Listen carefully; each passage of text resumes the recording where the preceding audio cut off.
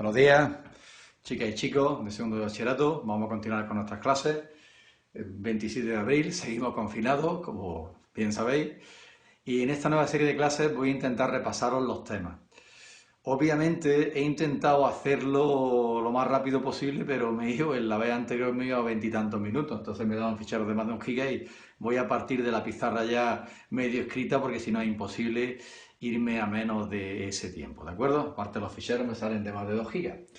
Vamos a ver el tema 1, vamos a repasarlo, el tema de modelos atómicos. Vamos a empezar por el concepto de onda. Cualquier fenómeno físico que cumpla matemáticamente esa ecuación se llama onda.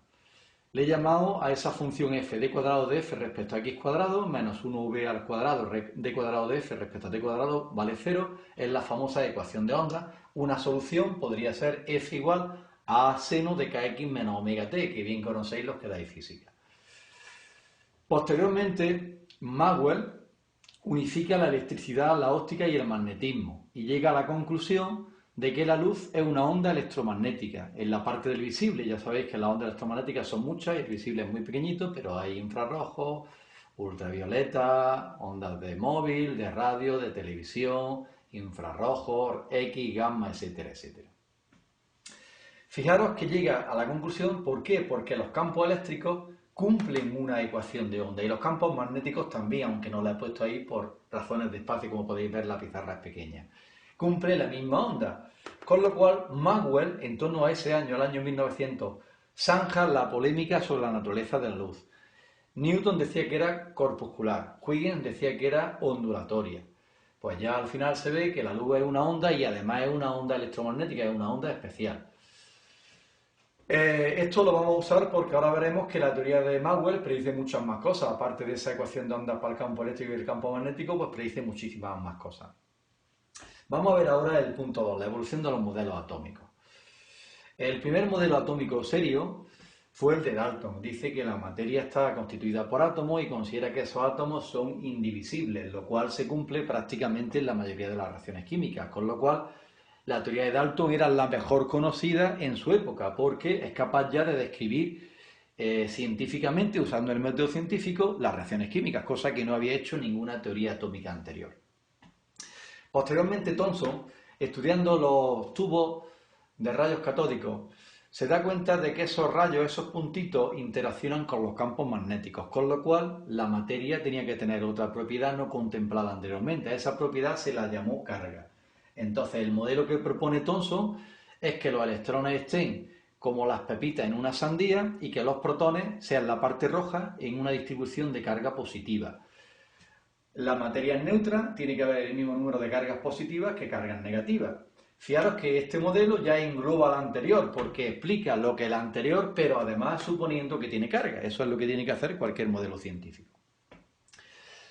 Posteriormente, un alumno de Thomson llamado Rutherford, haciendo un famoso experimento que no voy a detallar porque no tenemos tiempo, dice que la carga positiva no está distribuida como se suponía, sino que la carga positiva está en un puntito del interior del átomo que tiene un tamaño de un Fermi y que los electrones están dando vueltas en la corteza y el tamaño total del átomo pues sería de un astro más o menos. Entonces, posteriormente se descubre el neutrón, o sea que todavía esto era el modelo inicial. Las cargas positivas están ahí en un espacio muy pequeñito llamado núcleo y los electrones están dando vueltas de cualquier forma en torno a ese núcleo y son la carga negativa, de forma que el átomo sigue siendo neutro, ¿de acuerdo? Este modelo pues engloba este porque es más preciso y engloba ese, por lo cual es capaz de explicar más cosas. Pues bien, resulta que ese modelo atómico duró muy poco tiempo, científicamente hablando. ¿Por qué? Porque estaba en contradicción con la teoría de Maxwell. ¿Por qué? Maxwell decía que una carga, la teoría de Maxwell, que una carga cuando está dando vueltas en torno a ese átomo tiene aceleración normal. Entonces, al tener aceleración normal, tiene que emitir radiación.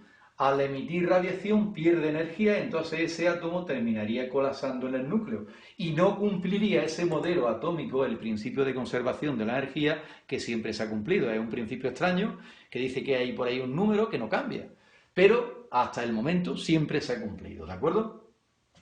Pues bien, En ese momento, la teoría de Maxwell era la teoría más importante de la historia de la física. Estamos en torno al año 1900 y había unificado la electricidad, la óptica y el magnetismo, aparte de decir que la luz visible es una onda electromagnética que oscila entre 389 nanómetros y 789 nanómetros de longitudes de onda. En ese estado de cosas, pues había una serie de problemillas, pero se suponía que el edificio de la física estaba ya construido. Básicamente, y que los problemas que había terminarían sometiéndose a la teoría de Maxwell. Esos problemas eran el cuerpo negro, el efecto fotoeléctrico, el hecho de que los espectros atómicos fueran discontinuos y no fueran continuos, y el mismo problema del átomo, que no estaba resuelto porque ese átomo era inestable según la teoría de Maxwell. En el tema del cuerpo negro, pues fue estudiado por un alemán que se llamaba Max Planck, y Max Planck se dio cuenta de que la luz que emitían los cuerpos incandescentes solo dependía de la temperatura. Y aparte se dio cuenta de otro hecho más, que es que a mayor frecuencia los cuerpos emitían menos luz, cosa que era raro. Entonces dice, bueno, entonces parece como si hubiera una dependencia de la energía con la frecuencia. Voy a suponer lo más fácil, que la energía es proporcional a la frecuencia de forma lineal y a esa constante h le llamaremos constante de Planck. A esta hipótesis se le llama hipótesis de Planck. Es el origen de la teoría cuántica porque en alemán cuanta significa paquete y ya veremos que la energía se va a transferir mediante paquetes posteriormente. Él esperaba que cuando prosiguiera su estudio del cuerpo negro esa h tendería a cero, pero no fue así, porque si esa h hubiese tendido a cero, se hubiera podido explicar este problema mediante la teoría de Maxwell, pero no fue así. Aplicando este principio igual a hf, con esa h con un valor concreto que es de la constante de Planck, se solucionó el problema de la catástrofe ultravioleta y se resolvieron las dudas que había sobre el cuerpo negro. O sea que esa hipótesis, se llamaba hipótesis al principio, no era ni una teoría, era capaz de explicar la radiación del cuerpo negro. Otro problema que no se podía explicar dentro de la teoría de Maxwell era el efecto fotoeléctrico. El efecto fotoeléctrico es un problema en el cual si tú incides con radiación ultravioleta sobre un metal, ese metal emite electrones. Entonces no existía tiempo de retardo entre la llegada de la radiación ultravioleta y la salida del electrón. Debería de haber un retardo porque la luz es una onda, entonces digamos que las ondas llegan en frentes de onda y se va transmitiendo energía poquito a poco. Pues no lo había. Entonces Einstein explica ese fenómeno diciendo, miren ustedes, la energía que porta la radiación ultravioleta se usa para arrancar el electrón del metal mediante una frecuencia umbral F sub 0 y en darle energía cinética al electrón que sale del metal. Y haciendo uso de la hipótesis de Planck, otra vez es capaz de explicar el efecto fotoeléctrico que no era explicado mediante la teoría de Maxwell tampoco. Pero fijaros que este fue un nuevo paso, porque ya dice, bueno, si no hay tiempo de retardo entre la salida del electrón y la llegada de la onda, es como si la luz se transmitiera en forma de paquete. Entonces se establece la naturaleza dual de la luz. Esto es importante.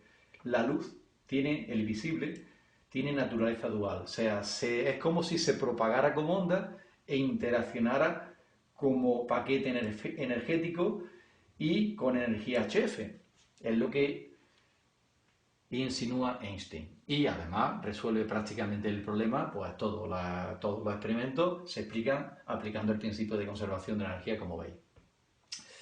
Otro tema que no se podía explicar era el hecho de que el espectro de los átomos fuera discontinuo. O sea, cuando tú sometes una sustancia, la calientas, la luz que emite, al pasarla por un prisma, pues se suponía que lo que saliera pues debería ser una especie de arco iris, pero no, lo que salía eran rayas discontinuas. Eso no podía ser explicado mediante la teoría de Maxwell tampoco. Según la teoría de Maxwell, los espectros de los átomos deberían ser continuos, los espectros de emisión me refiero. Y otra cosa que hemos visto que tampoco se explicaba era el átomo, como hemos visto.